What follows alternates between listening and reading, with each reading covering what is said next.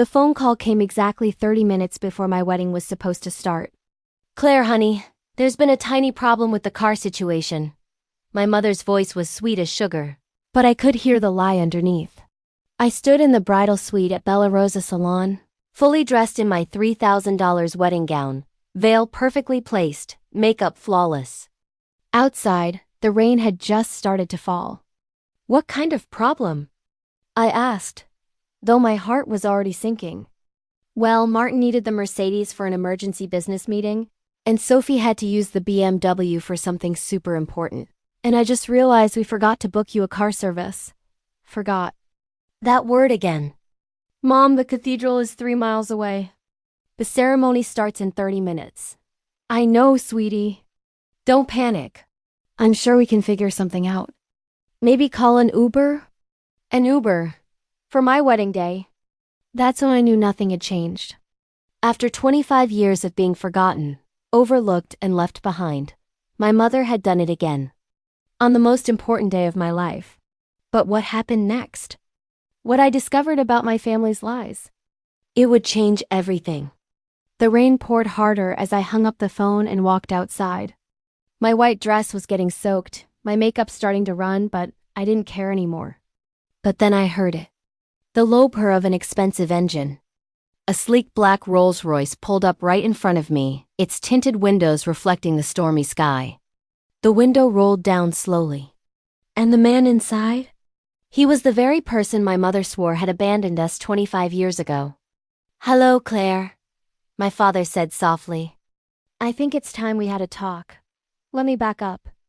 This wasn't the first time Mom left me stranded. When I was 7, she forgot to pick me up from school. I waited on those concrete steps for 4 hours until a teacher finally drove me home. Mom was at the country club with her new husband Martin, sipping wine and laughing. "Oh, sweetie, I completely forgot," she said, not even looking up from her magazine. "You should have called." I was 7. I didn't have a phone. When I was 16, she promised to drive me to my college entrance exam. The most important test of my life. I woke up at 5 a.m., put on my best clothes, and waited by the door.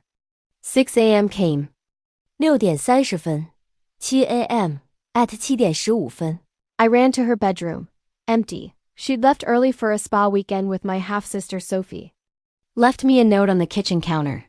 Emergency came up. Take the bus. Good luck. The bus was late. I missed half the exam. I still got into college, but not the one I wanted. Not the one that would have changed everything. That's when I learned the truth about my mother. She only remembered me when it was convenient. When she needed something. When it made her look good. But on my wedding day, this was supposed to be different. My half-sister Sophie never got left anywhere. Sophie got driven to school in Mom's Mercedes. Sophie got shopping trips to New York. Sophie got a brand new car for her 16th birthday while I worked double shifts at the diner to pay for mine. Sophie has such potential, Mom would tell her friends. She's going to be somebody special. What about me? I graduated valedictorian. I built my own business from nothing. I was getting married to a wonderful man who actually loved me. But in Mom's eyes, I was still the reminder of her mistake. The reminder of the man she claimed ruined her life. "Your father was worthless," she'd say whenever I asked about him. "He left us with nothing. Abandoned you when you were just a baby." Good riddance. I stopped asking after a while. Martin, my stepfather, made things worse. He was charming in public but cold at home. He'd smile and wave at church, then ignore me completely at dinner. Sophie was his precious daughter. I was just the extra kid who came with the package. The morning of my wedding, I should have known something was wrong. "Claire, darling." Mom burst into the bridal suite at 8 a.m., her voice syrupy sweet. "You look absolutely radiant." She was 3 hours late. The hair and makeup team had been waiting. "Where were you?" I asked, trying to keep the hurt out of my voice. "You promised you'd be here early." Oh, there was a tiny emergency with Sophie's dress fitting. "You know how these things go." She waved her hand dismissively. "But I'm here now. That's what matters." Sophie trailed behind her.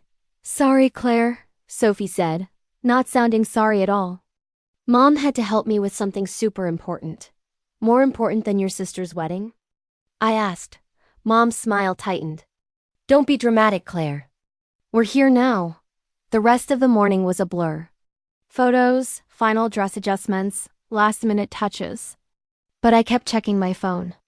The car Mom promised to send still hadn't shown up. Don't worry, sweetie, Mom said when I asked. Martin arranged everything. The driver will be here at 2 p.m. sharp. 2 p.m. came and went. 2:15, 2:30, 2:45. Mom, where's the car? I called her. What car, honey? My heart sank.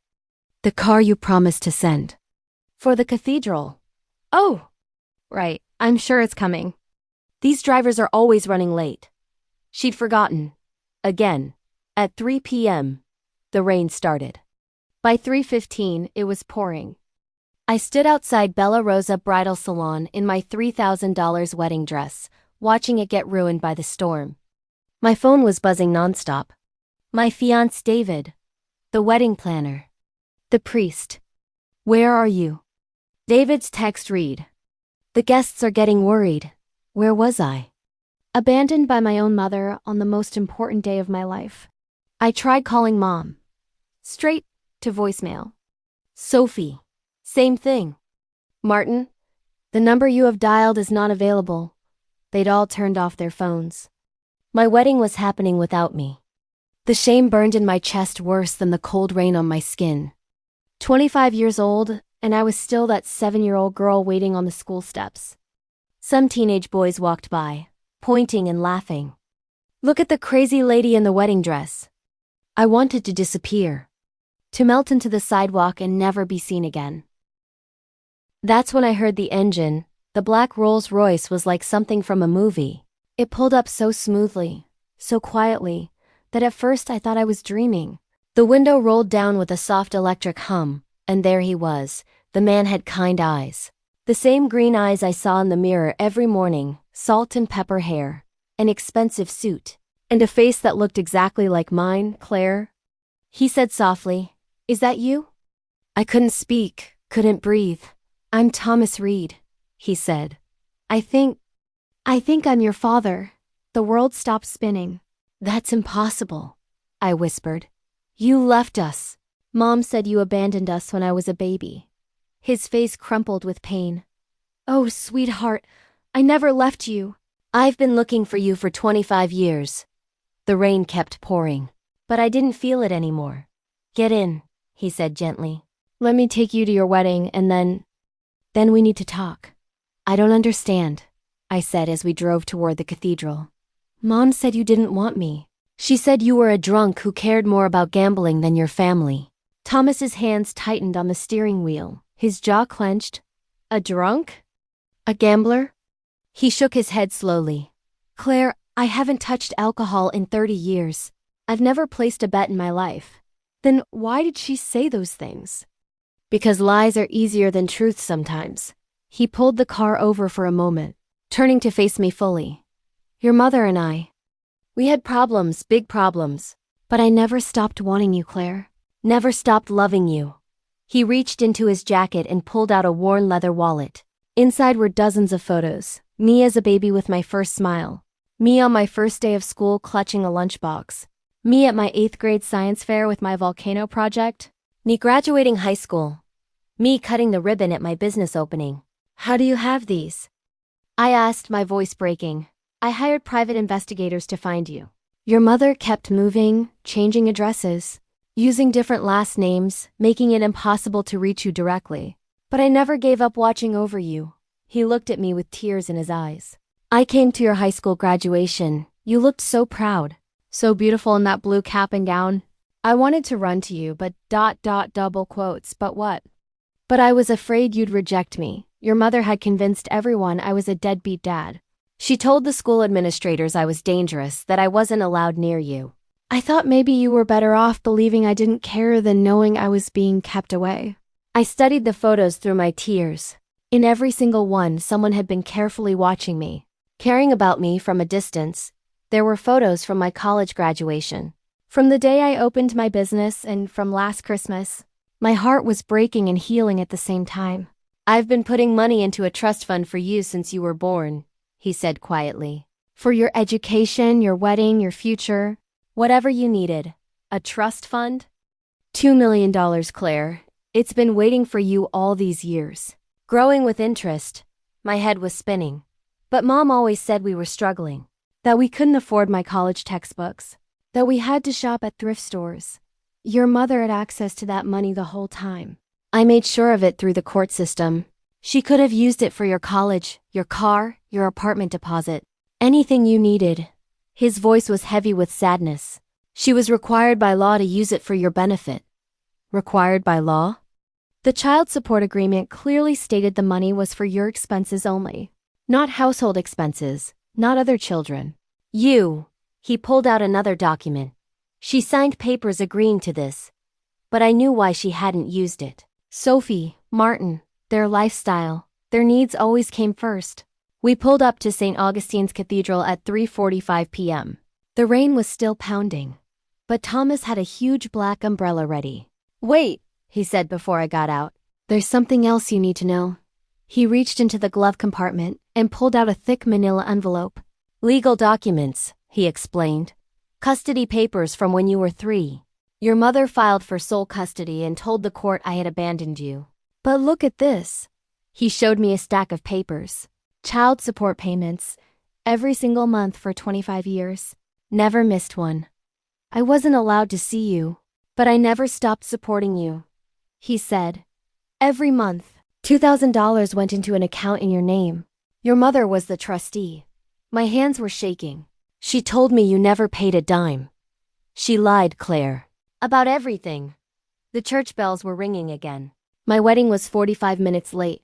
"We need to get you inside," Thomas said. "But after this is over, I want you to meet someone." "Who?" "Your grandmother, Eleanor Reed.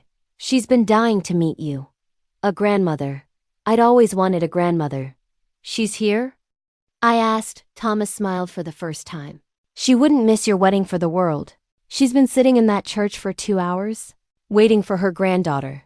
The cathedral doors opened and every head turned. I walked down that aisle soaking wet, my dress dripping, my makeup smeared, but I held my head high, because for the first time in my life I had my father's arm to lean on. The gasps from the congregation were audible. Mom's face went white as a sheet. Sophie's mouth fell open. Martin looked like he'd seen a ghost. "Who is that man?" Someone whispered. "Is that Claire's father?" I thought he was dead. David, my wonderful fiancé, was crying happy tears at the altar. He didn't care that I was late, that my dress was ruined, that our perfect ceremony had become a soap opera. He just cared that I was there, but as we walked down the aisle, I could see Mom frantically whispering to people, trying to do damage control. "I have no idea who that man is," she hissed to Aunt Linda. But Thomas heard her, and when we reached the front of the church, he didn't just give me away and sit down. He turned to face the congregation. "Ladies and gentlemen," he said, his voice carrying through the cathedral. "I'm Thomas Reed, Claire's father, and I have something to say." The church fell silent. 25 years ago. "I made mistakes," Thomas began. "I was young, I was proud, and I let my marriage to Claire's mother end badly. But I want everyone here to know something." Mom was desperately trying to get his attention, making cutting motions across her throat. "I never abandoned my daughter, not for one day, not for one moment." His voice was strong and clear. "I have 25 years of canceled checks to prove it. I have custody papers showing I fought for visitation rights. I have investigation reports showing how I searched for Claire every time her mother moved without telling me." The whispers were getting louder. Margaret Donovan told everyone I was a deadbeat father. She told Claire I didn't want her. She kept us apart for 25 years.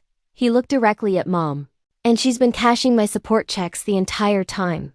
Mom stood up, her face red with rage. "This is inappropriate. This is Claire's wedding day." "You're right," Thomas said calmly. "It is Claire's wedding day. The day I've dreamed about for 25 years. The day I thought I'd never see because you convinced my daughter I didn't love her."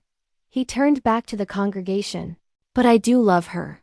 I've loved her every single day of her life, and I'm here now to make sure she knows it." The church was dead quiet. Then from the third row, an elegant elderly woman stood up. She had silver hair, pearls, and the same green eyes as me and Thomas. "That's my granddaughter," she said in a clear, strong voice. And it's about time she knew the truth. The wedding itself was beautiful. Despite everything, the rain, the drama, the 25 years of lies, David and I exchanged vows with our hearts full of love and hope. But the real drama happened at the reception. Mom cornered me during cocktail hour, her mask of sweetness completely gone. "How could you humiliate me like this?" she hissed. "In front of everyone? Humiliate you?" I stared at her in disbelief. "You left me standing in the rain on my wedding day." "I forgot." "People forget things, Claire. You've been forgetting me my whole life." The words poured out like the rain that had soaked my dress. "But you never forgot Sophie, you never forgot Martin. You never forgot yourself. That's not fair. What's not fair is lying to me about my father for 25 years. I held up the envelope Thomas had given me. "What's not fair is stealing the money he sent for my college education." Mom's face went pale. "I don't know what you're talking about. $2,000 a month. Mom, for 25 years, where did it go?" She couldn't answer because we both knew where it went. Sophie's private schools, Sophie's car, Sophie's shopping trips, Sophie's college fund, everything I'd worked for, everything I'd struggled without, had been paid for by my father, and Mom had given it all to Sophie. Thomas appeared beside me with Eleanor, my grandmother. Eleanor was everything I dreamed a grandmother would be, elegant, warm, with laugh lines around her eyes and soft hands that immediately reached for mine. She wore pearls and a navy dress that screamed old money in class. "My dear girl," she said, tears streaming down her face, "you're even more beautiful than the photographs. You have your father's eyes and your great-grandmother's smile. You've seen photographs?" "Hundreds," Thomas said. "Every milestone, every achievement. We have photo albums full of your life. Eleanor has a whole room in her house dedicated to you." "A whole room?" I whispered. "Your bedroom," Eleanor said softly. "I decorated it when you were 5, hoping someday you'd come visit. I've updated it every few years, imagining what you might like." The tears came harder now. While Mom was forgetting to pick me up from school, my grandmother was creating a space for me. Mom tried to interrupt. "This is all very touching." But nothing, Margaret." Eleanor's voice turned ice cold. The warmth she'd shown me disappeared completely. "You stole 25 years from us. 25 Christmases, birthdays, graduations. You kept us from our granddaughter and daughter." I was protecting Claire. "From what?" Thomas demanded. "From a father who loved her? From a trust fund that could have paid for her education? From grandparents who wanted to spoil her? From a family who actually cared about her success?" Eleanor stepped forward, her voice shaking with controlled rage. "Do you know what it's like to watch your granddaughter struggle from a distance? To see her work double shifts at a diner while you were spending her inheritance on spa days? You never what? Never lied? Never stole? Never abandoned your own daughter?" Eleanor's voice rose. "I have bank records, Margaret. Every penny Thomas sent you for Claire's care. I know exactly where it went." Martin finally spoke up, his face red with embarrassment as guests turned to stare. "Now see here, this is family business." "Martin, you're not family," Eleanor said sharply. "You're just the man who helped Margaret steal our money and give it to your daughter while Claire ate ramen noodles for dinner because she couldn't afford groceries." The reception hall was dead silent now. Even the waiters had stopped moving. Sophie, who had been quiet until now, stepped forward. Her face was pale, her hands shaking. "What do you mean, your money?" Thomas pulled out another document. His hands were steady, but his voice was thick with emotion. "Every child support payment your mother received was supposed to go toward Claire's expenses, $2,000 a month. Instead, it went to you, Sophie, your private school tuition. Claire's father paid for it, your BMW for your 16th birthday. Claire's money, your college education at that fancy private university, funded by the sister you never even thanked." Sophie looked like she was going to be sick. I didn't know," Mom said. She said Dad's business was doing really well. Your father's business was struggling for years, Eleanor said, not unkindly but firmly. The only reason you had those opportunities was because of money stolen from your sister. Of course you didn't know, Thomas added, his voice gentler now. You were a child, but your parents knew. They stole from one daughter to give to another. Asterisk. Martin stepped forward, his face twisted with anger. You can't prove any of this. Eleanor smiled coldly and pulled out her own folder. Actually, we can. Private investigators, Martin. Bank records. School tuition payments. Car loan documents. We've been tracking every penny for 10 years, waiting for this moment. The reception hall had gone completely quiet around us. Guests were openly staring now, their champagne glasses forgotten, their phones out recording everything. This ends now, I said firmly, my voice carrying across the silent room. All of it. David took my hand. Whatever you need to do, I support you. I looked at my family, my real family. Thomas and Eleanor, who had loved me from a distance for 25 years. David, who had married me even with rain-soaked mascara and a dress that cost more to clean than most people's cars. Then I looked at Mom, Martin, and Sophie. I forgive you, I said quietly. I forgive you because holding on to anger would poison my happiness. But I'm done. Done with what? Mom asked, her voice small. Done pretending we're a close family. Done making excuses for being forgotten, ignored, and lied to. Done accepting crumbs when I deserved the whole cake. I handed Mom the legal documents Thomas had given me. These papers show exactly how much money you took from me over the years. Consider it Sophie's inheritance. But from now on, you're on your own. Mom started crying. Claire, please. Mom, you chose Sophie over me 1,000 times. You chose Martin's comfort over my needs. You chose lies over truth. I felt surprisingly calm. Now I'm choosing myself. For the first time in my life, I felt truly loved. Truly wanted. Truly home. I'm sitting in my father's study now, 6 months after the wedding that changed everything. The trust fund he'd been building for 25 years helped David and me buy our dream house in Charleston's historic district.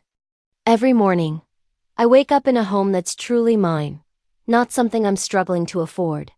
Eleanor comes over every Sunday for dinner. She taught me how to make her famous apple pie, passing down a recipe that's been in the Reed family for 4 generations. We spend hours in the kitchen, her gentle hands guiding mine as we roll out pastry dough. Thomas walked me through his business records one rainy afternoon, showing me exactly how hard he'd fought to find me over the years. I spent more on searching for you than most people spend on houses, he said quietly. And I'd do it again in a heartbeat.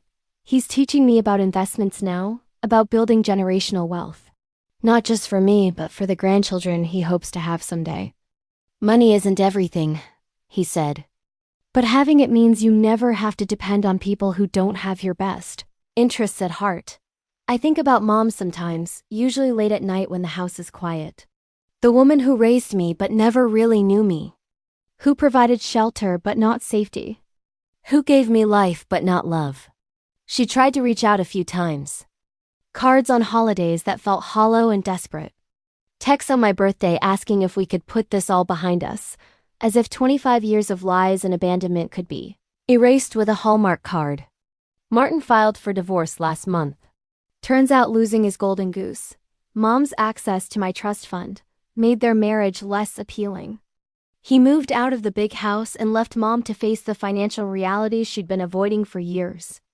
Without my father's monthly payments secretly funding their lifestyle, they couldn't afford the country club memberships, the expensive cars, or Sophie's continued allowance.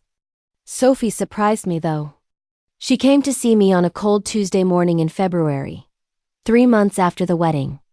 I'm sorry, she said, standing on my doorstep with tears in her eyes and an envelope in her hands. I'm sorry I never questioned why everything came so easy for me. I'm sorry I didn't notice you struggling while I got everything I wanted. I'm sorry I didn't notice you struggling wanted. I'm sorry I was Mom's favorite while you were treated like you didn't matter. You were just a kid, Sophie. I was old enough to see how unfairly you were treated. Old enough to speak up. Old enough to share. She wiped her eyes and handed me the envelope. I'm paying you back, Claire. Claire. Every penny I can calculate. It'll take me years, but I'm going to make this right. Inside the envelope was a check for $50,000 and a handwritten letter detailing every expense she could remember that might have come from my trust fund. Her private school tuition, her car payments, her college expenses, even family vacations she now realized I'd been excluded from. I sold the BMW, she said quietly. I got a job at a law firm downtown. Entry-level, but honest work. And I'm living in a studio apartment, learning what it's like to budget for groceries. I didn't need her money. The trust fund Thomas had built was more than enough. But I needed her acknowledgement. Her recognition that what happened was wrong. I'd rather have a sister, I told her, ripping up the check. Even after everything? Especially after everything. You're the only person who lived through Mom's house with me. You're the only one who understands what that was like. And slowly, carefully, we're building something new. Sophie comes to Sunday dinners now, awkward at first, but gradually finding her place in our redefined family. Eleanor treats her kindly but firmly, making it clear that earning trust takes time. David watches all this family drama with the patience of a saint. I married you, not your relatives, he said one night when I worried about the chaos I'd brought into his life. But I'm glad you found your real family too. He's right about that. Real family isn't just about blood. It's about showing up. It's about keeping promises. It's about love that doesn't come with conditions. Thomas keeps a photo of our wedding day on his desk. Not the professional photos with their perfect lighting and poses, but a candid shot someone took of us walking down the aisle together. My dress is still damp from the rain, my hair is still messy, but we're both beaming with joy. You know what I love about this picture? He asked me yesterday as we sat in his study going over business plans. What? It shows that it's never too late. 25 years of lies and separation, and love still won in the end. He's right. The rain that should have ruined my wedding day turned out to be a blessing. It washed away the pretenses, the fake smiles, the careful politeness that had hidden the truth for so long. It brought my father back to me when I needed him most. And sometimes, when Charleston's afternoon storms roll in and the rain starts falling, I stand on my front porch and remember that difficult moments often carry hidden gifts. Sometimes the thing that looks like ruin is actually rescue. Sometimes being left behind leads to being found. Thomas calls every morning now. Good morning, sweetheart, he says, his voice warm and familiar. How's my daughter today? My daughter. The words I waited 25 years to hear. Every single day, I'm his daughter. Not just on birthdays or holidays or when it's convenient. Every single day, I matter to someone. And that makes all the difference.